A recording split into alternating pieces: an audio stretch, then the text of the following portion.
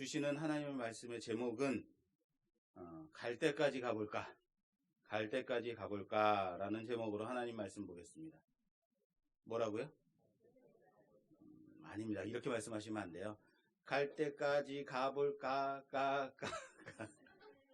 뭔지 알아요? 청년들만 웃잖아요. 참. 예. 이것이 강남 스타일입니다. 예. 자, 갈 때까지 가볼까? 어디까지 좀 가보시려고 하십니까? 예. 청년부에서 올해부터 함께 카카오톡에 청년 그룹방을 만들고 성경을 한 장씩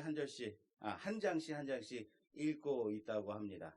그래서 청년들이 함께 모여가지고 성경을 읽기 시작해서 벌써 어디까지 읽게 됐냐면 복음서를 마치게 됐습니다. 마태마가 누가 요한복음. 대단하지 않습니까? 우리는 언제나 어디서 끝나요? 마태복음 1장 족보 읽다가 끝나요.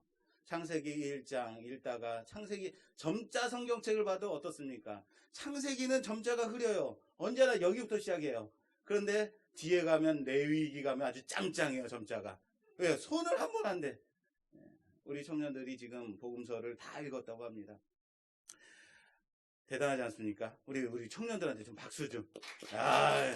예. 야, 나는 시작도 못했는데 지금이라도 늦지 않았습니다. 올해 우리 성도분들도 다 같이 성경 1독씩 하는 귀한 한 해가 되길 부탁합니다. 청년이 이제 요한복음을 읽다가 한 청년이 그 톡방에다가 하나를 물어봤다고 해요. 왜 예수님은 유다를 제자로 삼으셨을까요? 그리고 유다가 자신을 팔자인 줄 알았었겠죠? 그럼에도 불구하고 제자로 삼았다는 것, 이거 이해가 되지 않습니다 라고 질문을 해왔다라고 합니다. 이 유다에 대한, 이 유다는 가룟 유다입니다. 우리가 창세기에서 보는 유다가 아닙니다. 가룟 유다, 예수님의 제자 유다입니다. 이 가룟 유다에 대해서는 요한복음 이제 강해한 설교가 있어요. 그 중에 제가 유다를 생각하며 라는 명설교가 하나 있습니다. 찾아서 보시면 되겠습니다. 그런데 그렇게 얘기하면 또 안 되겠죠. 그죠? 그래서 오늘 간단하게 좀 짚고 넘어가 보고자 합니다. 예수님을 파는 자가 꼭 유다여야만 하는가? 유다는 태어나면서부터 예수님을 팔기 위해서 태어난 사람인가? 여기에 꼭 헷갈리는 사람들이 있어요. 그래서 예수님의 십자가에 못 박힘을 위해서 유다는 사명을 받고 나온 자다라고 설교하는 사람들이 있더라라는 거예요. 말도 안 되는 거예요. 유다는 태초부터 예수님을 팔기 위해서 너는 예수님이 오시는 그날, 예수님이 이제 공생애 마무리하는 그때에 넌 예수님을 팔아야 돼. 이런 사명은 없습니다. 다시 말하겠습니다. 유다가 꼭 예수님을 팔아야 되는가? 그럴 필요는 없다라는 겁니다. 유다가 아닐 수도 있다라는 거예요. 그런데 왜 예수님은 굳이 예수님을 팔자인 유다를 제자로 삼아 데리고 다니셨는가? 이거죠. 왜 이해가 안 된다? 왜 굳이 잔인하게 유다를 데리고 다니셨어요? 여러분, 유다가요, 예수님의 제자입니다. 그리고 예수님의 공생애 3년 동안 예수님을 따라다녔어요. 그리고 예수님의 그 가르침을 최소한 몇 년간, 3년간 듣고 다녔단 말이에요. 그럼에도 불구하고 유다가 어떻게 했다고요? 예수님을 팔았다는 거예요. 목사가 매주마다 설교를 합니다. 수요일, 금요일, 새벽 수많은 설교들을 하면서 우리 성도들을 가르치고 이렇게 살아야 됩니다. 그래서 나는 어느 교회에 10년 다녔네, 20년 다녔네, 평생을 그곳에서 다녔네 하는 성도들이 어떻습니까? 그렇게 예수님의 말씀 따라 살든가요? 그 목사가 가르치는 설교대로 성경 말씀에 나온 대로 그대로 살든가요? 그러지 않더라라는 거예요.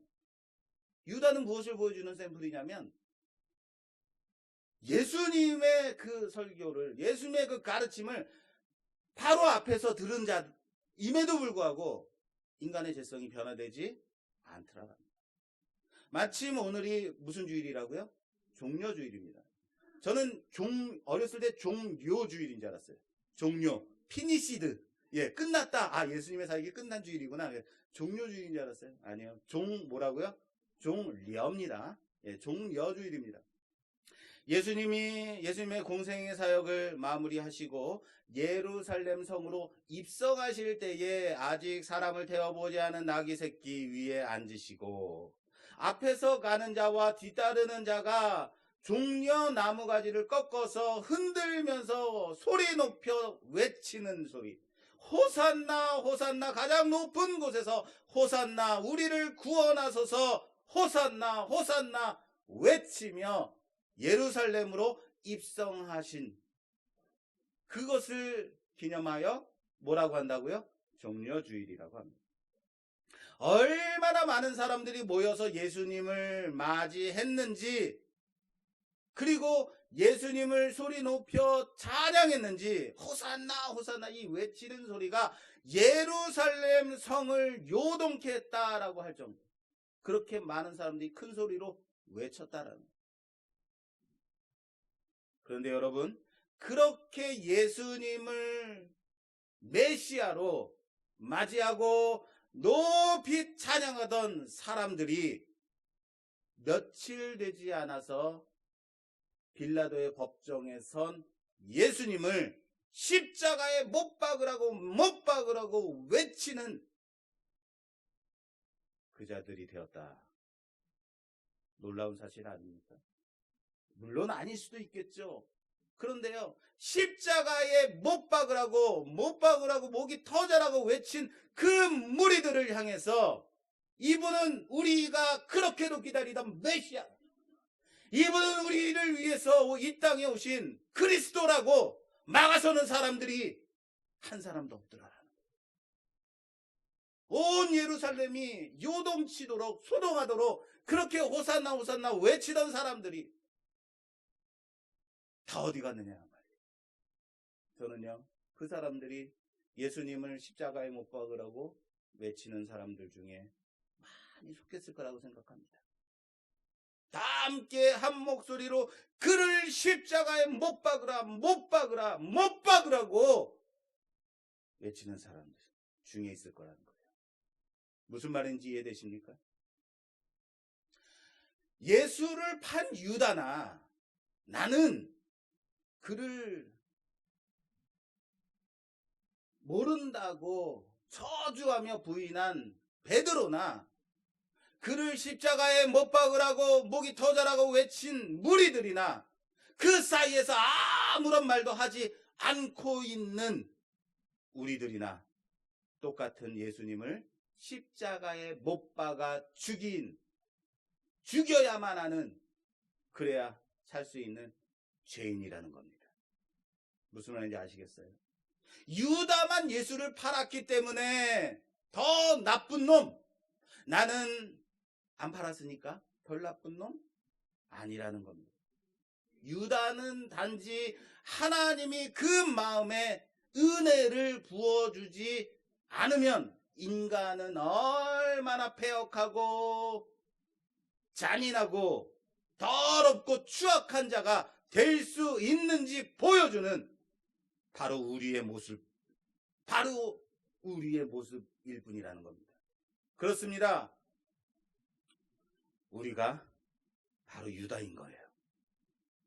예수님은 제자들과 함께 마지막 식사하시면서 내가 이제 너희 중에 하나에게 팔려서 대제사장의 손에 넘겨질 것이다. 그리고 고난을 당하고 끝내 죽임을 당할 것이다 라는 말씀을 하세요.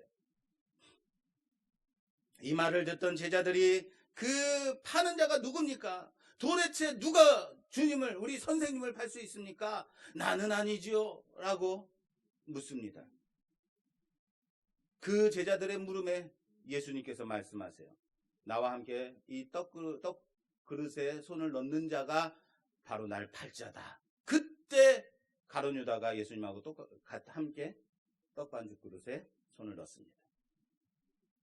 여러분, 예수를 팔 마음이 있었음을 바로 들킨 상황인 거예요.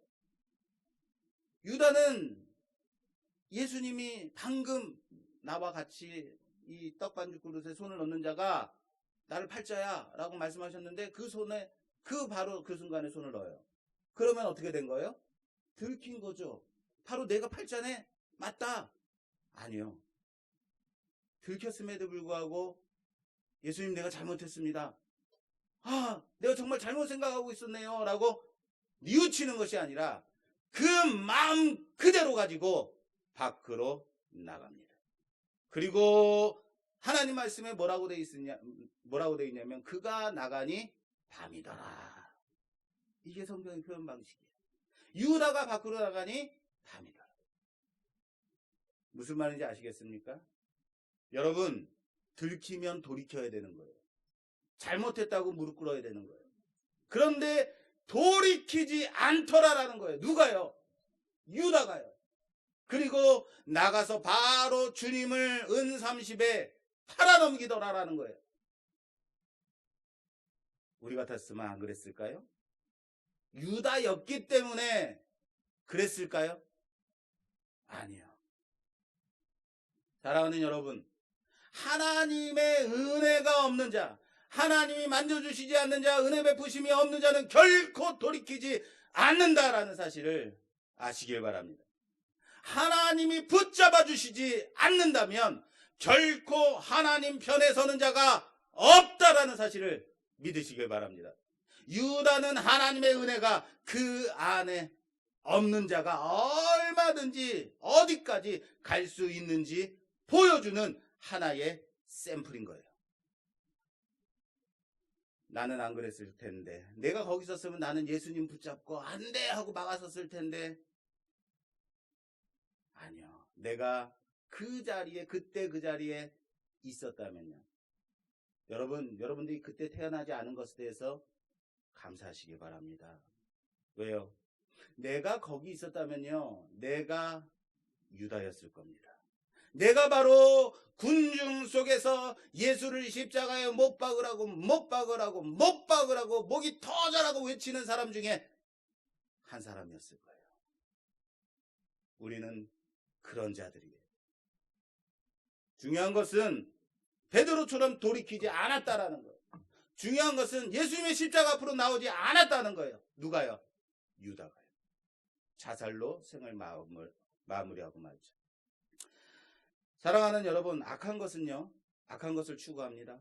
그래서 악함은 악함을 낳고 악함에 악함을 더하게 되죠. 이것이 계속해서 악함을 추구하고 계속 반복되게 돼요. 반대로 선함은 선함을 더하고 선함을 가까이 하고 선함을 추구하게 됩니다. 선순환이죠. 그런데 사람은 선함을 추구할까요? 악함을 추구할까요? 선함을 가까이 할까요? 악함을 가까이 할까요? 사람은 내버려두면 악함을 추구할 수밖에 없는 존재라는 사실을 믿으시길 바랍니다. 내버려두시는 것이 바로 하나님의 큰 벌이에요. 내버려두심. 하나님이 붙잡아 주시지 않으면 인간은 누구나 악함으로 가더라라는 거예요. 이것을 바울 사도는 로마서 1장 21절 이하에 이렇게 말씀하고 있습니다. 하나님을 알되 하나님을 영화롭게도 아니하며 감사하지도 아니하고 오히려 그 생각이 허망하여지며 미련한 마음이 어두워지나니 스스로 지혜 있다 하나 어리석게 되어 썩어지지 아니하는 하나님의 영광을 썩어질 사람과 새와 짐승과 기어다니는 동물 모양의 우상으로 바꾸었느니라. 그러므로 하나님께서 그들을 마음의 정욕대로 더러움에 내버려두사. 뭐라고요? 내버려두사. 그들의 몸을 서로 욕되게 하게 하셨나니 라고 되어 있어요. 하나님이 어두움에 어떻게 했다고요? 내버려 두셨다고요. 그리고 그 다음 절 26절 이렇게 되어 있습니다. 이 때문에 하나님께서 그들을 부끄러운 욕심에 내버려 두시나니. 부끄러움에 뭐 했다고요? 욕심에 내버려 두시나니. 그 다음 절 28절에 또 강조하고 있습니다. 또한 그들이 마음에 하나님 두기를 싫어하며 하나님께서 그들을 그 상실한 마음대로 내버려두사.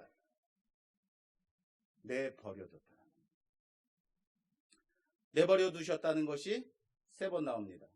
하나님이 더러움에 내버려두사, 욕심에 내버려두사, 상실한 마음 그대로 내버려 두셨다라고 말하고 있어요. 내버렸다 강조해요. 그렇습니다.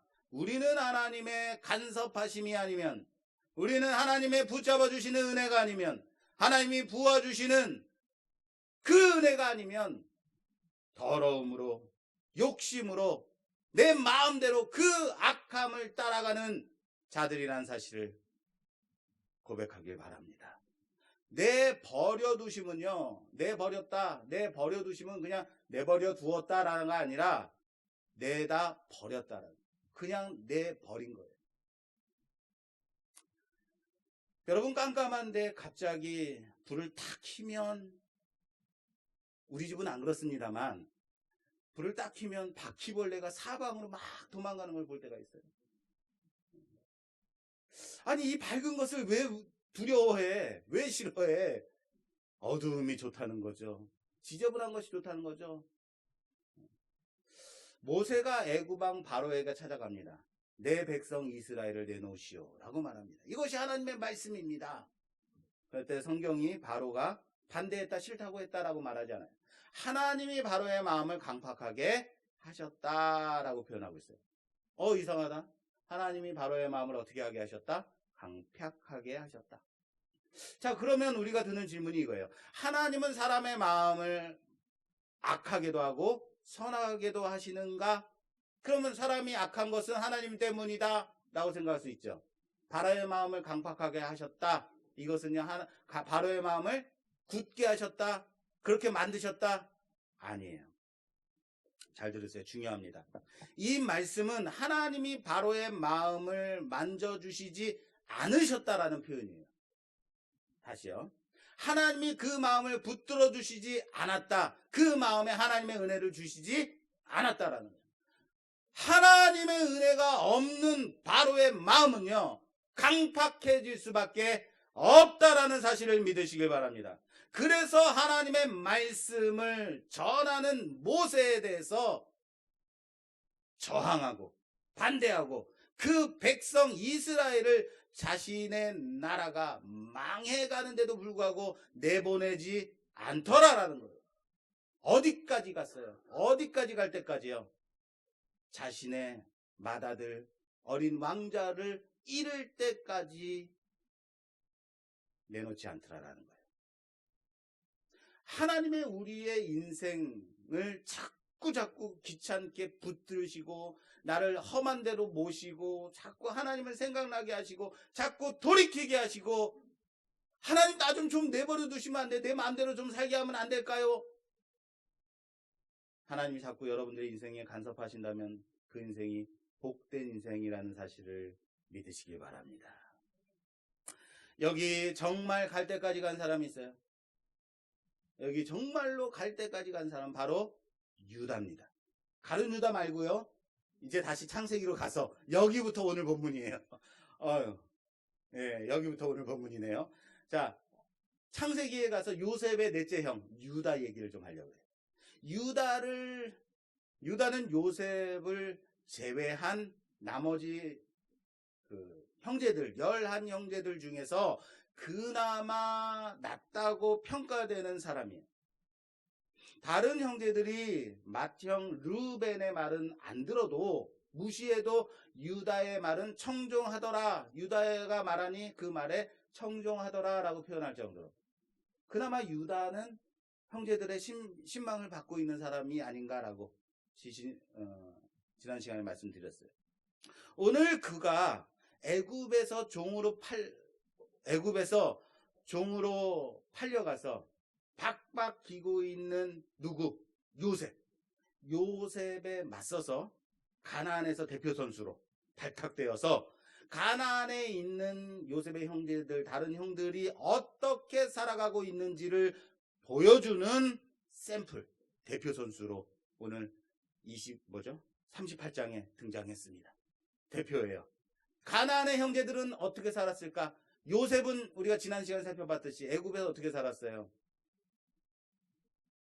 종으로 그렇게 살고 있는 그 요셉에 맞서서 가나안 땅에 살고 있는 형제들은 어떻게 살고 있을까? 그 중에 한 명 유다를 보여주고 있어요. 그런데 그 유다의 상태가 매우 형편없더라라는 거예요. 오늘 1절은 이렇게 시작이 됩니다. 그 후에 유다가 자기 형제들로부터 떠나 내려가서 아둘람 사람 히라와 가까이 하니라. 자, 그 후에 언제예요? 다른 형제들과 작당하여서 동생 요셉을 이스마엘 사람 손에 팔아 애굽으로 보낸 그 후, 요셉이 애굽으로 팔려가서 보디발의 집에서 종으로 팔린 그 후에 유다, 요셉을 팔고 난 그 후에 유다입니다. 유다, 요셉의 형제들. 오늘 말씀은 자기 형제들로부터 떠나 내려가서 라고 시작이 돼요. 그 후에 자기 형제들에게서 떠나 내려가서. 자, 우선 떠나 내려갔다라는 표현 자체가 매우 부정적인 표현입니다. 원문으로 이 말씀을 보자면 그는 떠나갔다 그의 형제들에게서, 그리고 그는 내려갔다 어디로 이렇게 돼 있어요. 우리말은 떠나 내려갔다라고 하지만 이것을 나누어서 그는 떠나갔다 그의 형제들에게서, 그리고 그는 내려갔다 어디로 라고 표현하고 있어요. 떠나가서 내려갔다라는 것을 뭐하고 있어요? 강조하고 있는 겁니다. 성경이 부정적인 표현으로, 부정적인 모습으로 보여주고 있는 거예요. 이것을 통해서 이 상황이 매우 심각한 상황이라는 것을 우리는 알아야 합니다. 무엇이 잘못됐어요?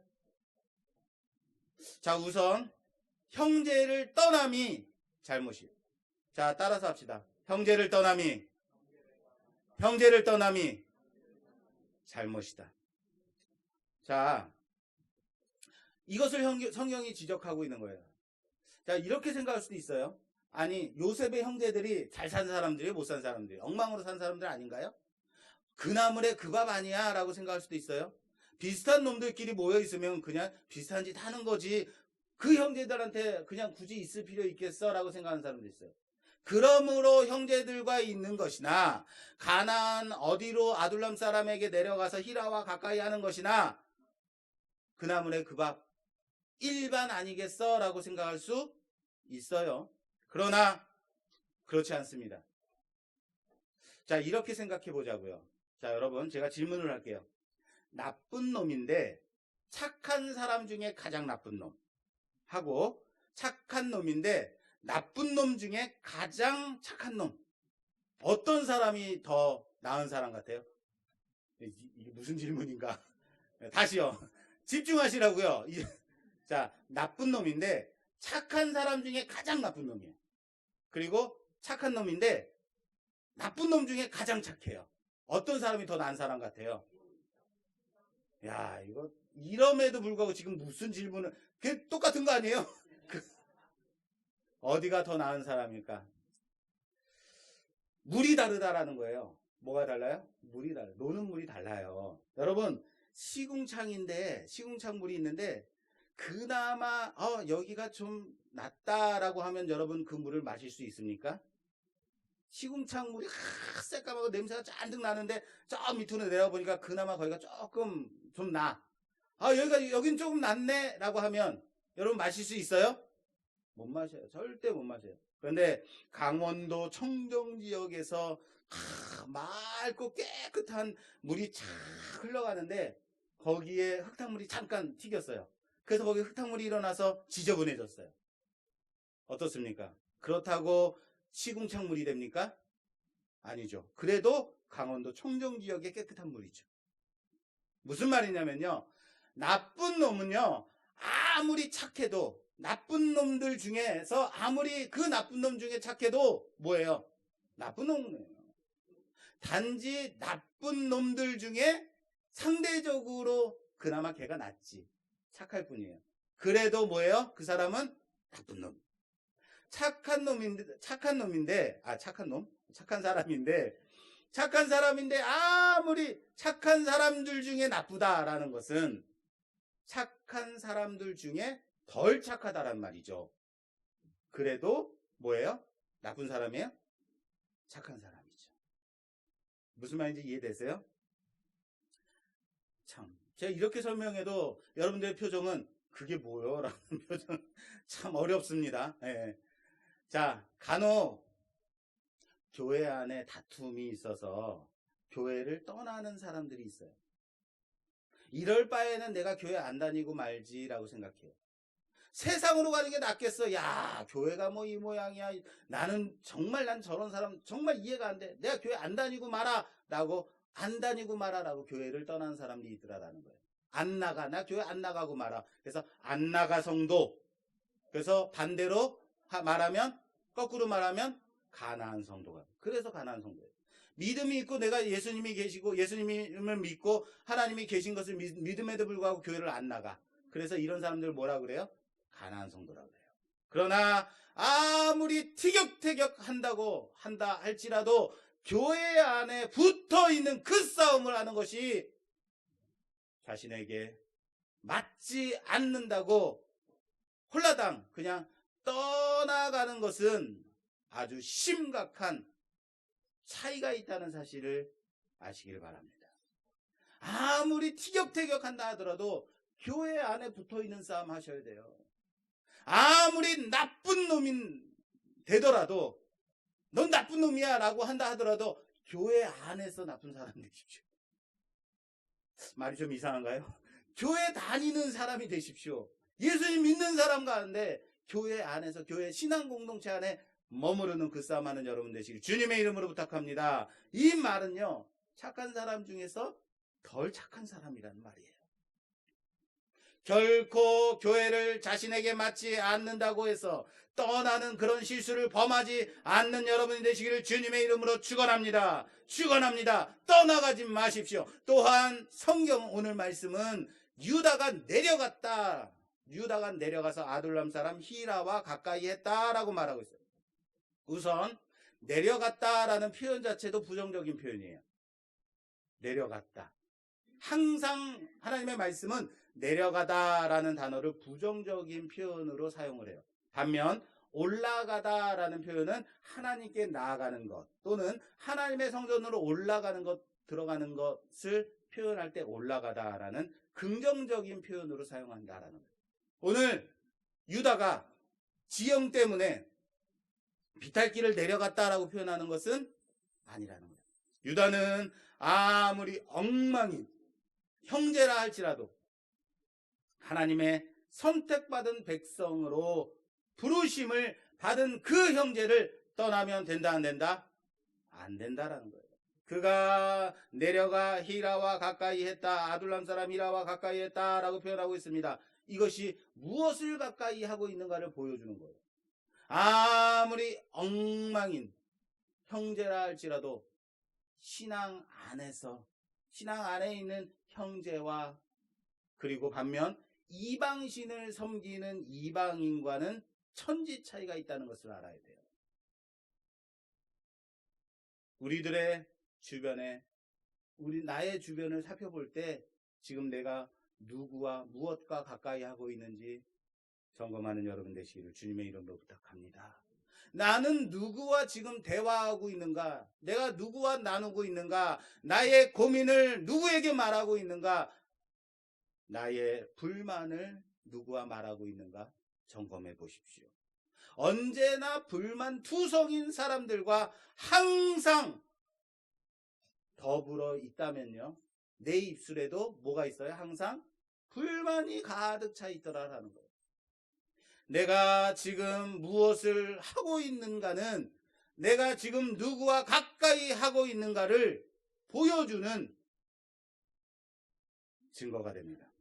여러분들은 지금 누구와 무엇을 가까이 하고 있는지 점검하는 여러분 되시길 부탁드립니다.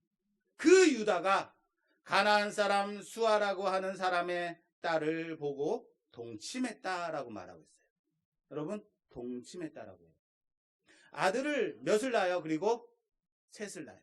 셋을 낳는데 3명을 낳습니다. 그런데도 하나님의 말씀은 이것을 뭐라고 표현했다고요? 동침했다. 하나님은 이 관계를 유다가 가나안 여인 어떤 한 여인과 동침했다라고 표현하지 않아요.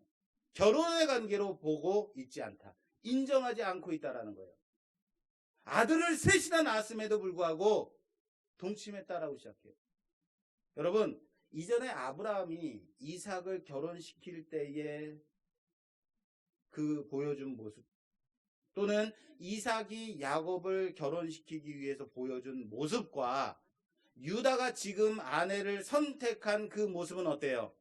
완전히 달라요. 180도 달라요.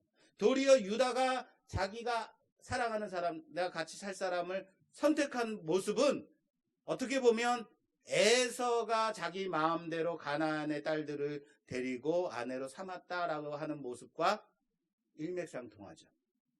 유다는 그랬습니다. 떠나갔고 내려갔고 자기 마음대로 가나안 여인을 데려다가 동침했다라고 말하고 있어요. 그래서 오늘 제목이 뭐예요? 오늘 제목이 그렇죠. 갈 때까지 가볼까? 어디까지 가볼까? 그런데 여기서 다 간 게 아니에요. 끝이 아니라는 겁니다. 유다가 어디까지 갔냐고요? 그것은 다음 시간, 창세기 다음 시간에 계속해서 이어집니다. 오늘 마지막 6절 말씀에 뭐라고 되어 있어요? 유다가 자기 맏아들 엘을 위하여서 다말을 며느리로 삼았더라 라고 되어 있어요. 다말이 짜잔 하고 등장하면서 끝나는 거죠. 그럼 우리는 어때요? 다음 시간에 어떻게 될까? 막 궁금해하죠. 그런데 여러분들은 드라마를 궁금해하는 그런 모습도 아니에요 지금. 그게 뭐요? 네. 자, 오늘 5절 말씀 좀 마지막 절로 한번 보겠습니다. 그가, 자, 함께 좀 찾았으면 좀 봤으면 좋겠어요.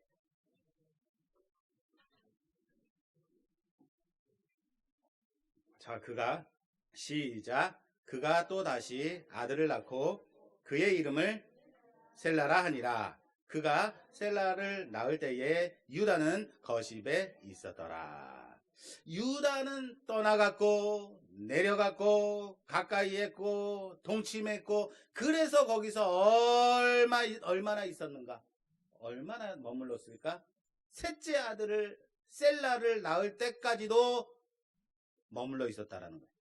다시 말해서 유다가 잠시 떠나가서 내려갔다라는 것이 아니라, 아주 여러분 거기서 가까이 하다가 여인과 사랑에 빠져서 같이 살다가 아들을 셋을 낳는 최소 몇 년 되겠어요. 꽤 오랜 시간 동안 셋째 아들 셀라의 이름을 짓고 그 아들을 낳을 때까지도 거십에 있었다. 여러분, 셋째 아들 셀라의 이름이 뭐예요? 제가 뭐라 그랬어요 지금? 제가 뭐라 그랬어요? 셋째 아들 셀라의 이름이 뭘까요? 셀라. 셋째 아들의 이름이 셀라입니다. 셀라의 이름의 뜻이 평화입니다. 평화. 아들의 이름을 평화라고 짓습니다. 아들의 이름을 평화라고 지음에도 불구하고 유다는 거십에 있었다라는 거예요. 여러분, 온전한 평화는, 온전한 평강은 하나님과 함께함이라는 사실을 믿으시길 바랍니다. 안 믿으세요? 온전한 평화, 완전한 평화는 하나님이 함께하심에 있다는 사실을 믿으시길 바랍니다. 지난 시간에 우리가 살펴봤잖아요. 지난 시간에 형통한 자로 산다는 것. 다음 장 39장 바로 애굽에서의 요셉은 종으로 살면서도 불구하고, 살고 있음에도 불구하고, 죄수로 누명을 쓰고 옥에 갇혀서 살고 있음에도 불구하고 성경 말씀에 뭐라고 표현해요? 하나님이 그와 함께 하심으로 그가 형통한 자가 되었다. 그가 형통한 자가 되었다라고 말하고 있다라는 거예요. 하나님이 함께 하심이 형통이요 평강이요 평화의 삶이란 사실을 믿으시기 바랍니다. 그러나 유다는 셋째의 이름을 뭐라고 지었다고요? 셀라. 평화라고 지었음에도 불구하고 유다는 여전히 거십에 있다라고 하나님이 말씀하시는 거예요. 다음 시간에 이어서 보겠습니다. 유다의 가정은 어떤 정말로 평화롭고 평강의 가정이었을까? 아니요. 콩가루도 이런 콩가루가 없는 거예요. 완전히 막장 드라마를 쓰고 있는 그런 막장 드라마가 가득한 그런 가정, 결코 평화롭지 못한 가정, 갈 때까지 간 인생이라는 거예요. 그러니까 평화가 필요했으니까 평화라고 지었겠죠. 왜 신앙 공동체를 떠나서 세상으로 내려가 세상의 것들을 가까이 하면 자기 마음대로 세상과 짝지어 살아간 삶이기 때문에 유다에게는 평화가 없었다. 그 가정에는 하나님의 평화가 없었다. 유다는 거십에 있었다 라고 말하고 있는 겁니다. 사랑하는 여러분, 우리 찬송가 중에 높은 산이 거친 들이 초막이나 궁궐이나 내 주 예수 모신 곳이 그 어디나 하늘나라. 하늘나라가 어디라고 말씀하고 있어요? 아파트 44평? 타워 팰리스? 그곳이 하나님 나라입니다. 그렇게 말하고 있잖아요. 높은 산이든 험한 들이든 다 쓰러져가는 초막이든 궁궐이든 그것이 중요하지 않다는 거예요.